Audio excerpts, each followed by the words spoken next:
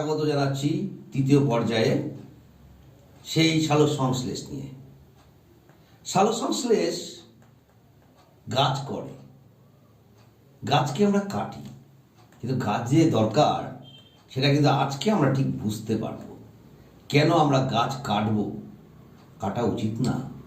দেখুন বা দেখো তোমরা, সালোক সংশ্লেষের শেষ পর্যায়ে অর্থাৎ অন্ধকার দশায় আমরা সঠিকভাবে বুঝতে পারছি কিনা গাছ কিভাবে খাদ্য তৈরি করছে।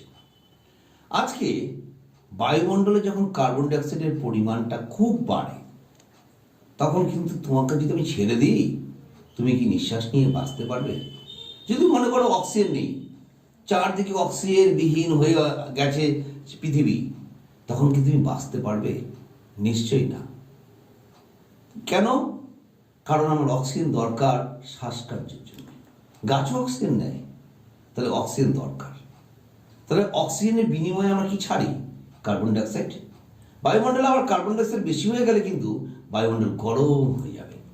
তাহলে কার্বন ডাইঅক্সাইড কমানোর জন্যে একটাই পদ্ধতি, সেটা হচ্ছে একমাত্র সবুজ উদ্ভিদ। এই কার্বন ডাইঅক্সাইডগুলো সবুজ উদ্ভিদ নেয়। দিনের বেলায় গাছের একটা দশা সম্পন্ন হয়, যেটাকে আমরা বলি অন্ধকার দশা বা C3 পথ বা কেলভিন চক্র। বিজ্ঞানী মেলভিন কেলভিন একজন বিজ্ঞানী ছিলেন, তিনি প্রথম এই চক্রটা দেখেছিলেন। কিন্তু পরবর্তীতে কিন্তু আরো আবিষ্কার হয়েছে, C4 পাথ বা যেটাকে হ্যাচ অ্যান্ড স্ল্যাক পাথওয়ে বলে, ক্যাম সাইকেল বলে, ফটোরেসপিরেশন বা C2 সাইকেল বলে, সেগুলো। যাই হোক না কেন, আলোক দশার পরে কিন্তু অন্ধকার দশা হয়। অন্ধকার দশা মানে এই কথাটা কখনোই মাথায় যেন আসবে না যে রাতের বেলা হয়।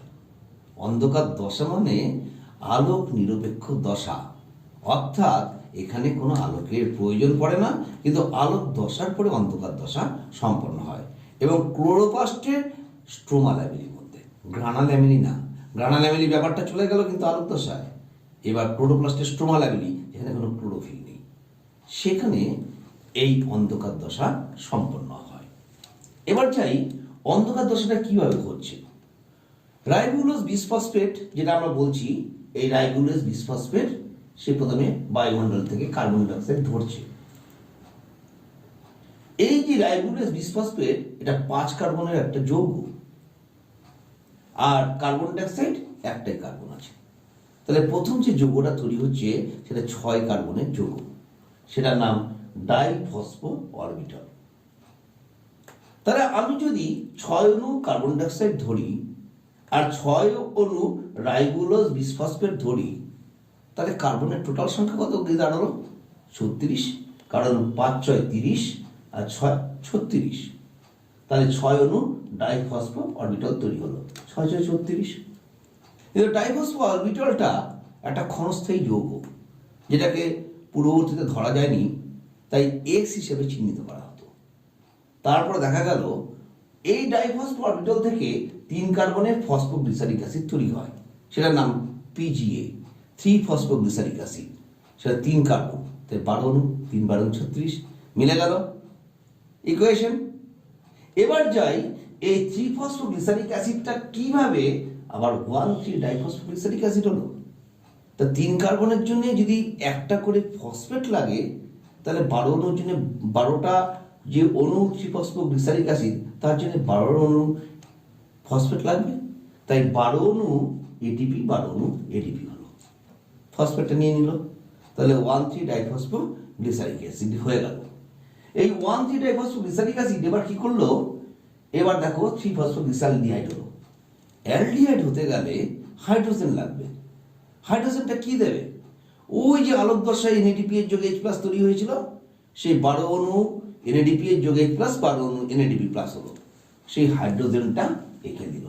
ফলে এই হাইড্রোজেনটা পেয়ে এসআলডিহাইড হলো। আর কি তৈরি হচ্ছে? 12 অণু ফসফরিক অ্যাসিডটা ফসফেট হিসেবে H3 উপর হিসেবে বেরিয়ে গেল, কনজুগেট ফসফেট হিসাবে। তাহলে আমি 12 অণু 3 ফসফোগ্লিসালডিহাইড পেলাম। 12 অণুর মধ্যে তাহলে 3 12 36 মিলে যাচ্ছে সব কার্বন। এবার 12 অণুর মধ্যে 10 অণু আলাদা পথ নেবে আর 2 অণু আলাদা পথ নেবে। ধরো এই 10 অণু 10 অণু 3-ফসফোগ্লিসালডিহাইড আলাদা পথ নিল। তাহলে 10 অণু যদি হয় তাহলে 3 × 10 = 30।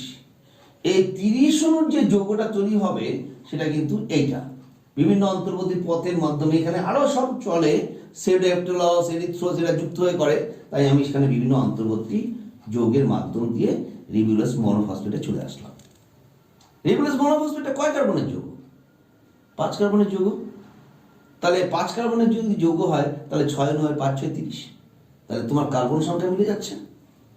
এবার এই রিবিউলাস মনোফসফেটটা যখন ডাইফসফেট হবে বা বিসফসফেট হবে, মানে ফসফেট লাগবে, তাই 6 অণুর জন্য 6 অণু এটিপি, 6 অণু এটিপি হলো, তাহলে ফসফেটটা দিল। তাহলে এই এটিপি গুলো কোথায় উৎপন্ন হয়েছিল? আলোক দশায়। আলোক দশায়। এই NADPH গুলো কোথায় উৎপন্ন হয়েছিল? আলোক দশায়। সে আলোক দশার হাইড্রোজেন এই যুক্ত হয়ে খাদ্য তৈরি করবে, আর এইভাবে চক্রটা চলবে। অর্থাৎ এটিপি তৈরি হয়েছিল, সেই এটিপি থেকে শক্তিগুলোর সাহায্যে সেই শক্তিগুলো কাজে লাগছে। তাহলে এই যে আমরা 10 অণু গেলাম আর 2 অণু 3-ফসফোগ্লিসালডিহাইড যে হলো 3 কার্বনের, সেই 2 অণু 3-ফসফোগ্লিসালডিহাইডটা কি হলো? যুক্ত হয়ে ফ্রাক্টোজ 1,6 বিসফসফেট তৈরি করলো 6 কার্বনের এক অণু। ফ্রাক্টোজ 1,6 বিসফসফেট থেকে ফসফেটটা বেরিয়ে গেল, ফ্রাক্টোজ 6-ফসফেট হলো। আবার একটা অণু ফসফেট বেরিয়ে গেল, তৈরি হলো গ্লুকোজ। গ্লুকোজ গুলো যুক্ত হয়ে তৈরি করলো স্টার্চ। স্টার্চ কিভাবে তৈরি হচ্ছে? আমরা গ্লুকোজের সংকেত জানি C6H12O6। এখান থেকে যদি জল বের করে দিই তাহলে এটা যুক্ত হয়ে C6H10O5 হচ্ছে, এবং ইনটু আমি N করলাম, number of glucose, that is নাম গ্লুকোজ স্টার্চ তৈরি করলো। তাহলে একদিক দিয়ে গ্লুকোজ তৈরি হচ্ছে বা স্টার্চ তৈরি হচ্ছে, আর একদিক দিয়ে এই চক্রটা চলছে। এই চক্রটাকে প্রথম দেখেছিলেন মেলভিন কেলভিন, তাই এই চক্রটার নাম কেলভিন চক্র। যেহেতু এই চক্রটায় কোনো আলোকের প্রয়োজন নেই, আলোক দশায় যেগুলো উৎপন্ন হয় সেই জিনিসগুলো এখানে কাজে লাগছে, তাই এটাকে আমরা বলছি আলোক নিরপেক্ষ বিক্রিয়া বা অন্ধকার দশা। বা প্রথম স্থায়ী যৌগ হচ্ছে ফসফোগ্লিসারিক অ্যাসিড। এটা 3 কার্বনের যৌগ, তার জন্য এটার আরেকটা নাম বলা যায় C3 চক্র, C3 পাথওয়ে বা C3 চক্র। তাহলে আমরা দেখলাম গাছ কিভাবে খাদ্য তৈরি করে। তাহলে সালোক সংশ্লেষের মাধ্যমে আমরা কি পেলাম? খাদ্য পেলাম। সালোক সংশ্লেষের মাধ্যমে আমরা অক্সিজেন পেলাম। আমরা অনেক সময় দেখি যে জলীয় বাষ্প কিছু গাছ উড়িয়ে দেয়, সেই জলীয় বাষ্পগুলো জমে গিয়ে মেঘ সৃষ্টি করে, ফলে কুল হয় এবং তারপরে বৃষ্টি হয়, ফলে পরিবেশ আবার ঠান্ডা হয়ে আসে। তাহলে গাছ কাটবা কি কাটবা না সেটা তোমাদের ব্যাপার, তোমরা জানো কি করবে এবার, কিন্তু আমি তোমাদের ব্যাপারটা বুঝিয়ে দিচ্ছি এই কারণে, গাছ কাটো না না কাটো, খাওয়ার পাবা কি করে, অক্সিজেন পাবা কোথা করে। তাই বাঁচতে গেলে গাছকে রাখো, চিন্তা নাই, গাছকে আবার যত্ন করে রাখো। গাছ আমাদের বাঁচাবে, আমরাও গাছকে বাঁচাই। নমস্কার, পরে দেখা।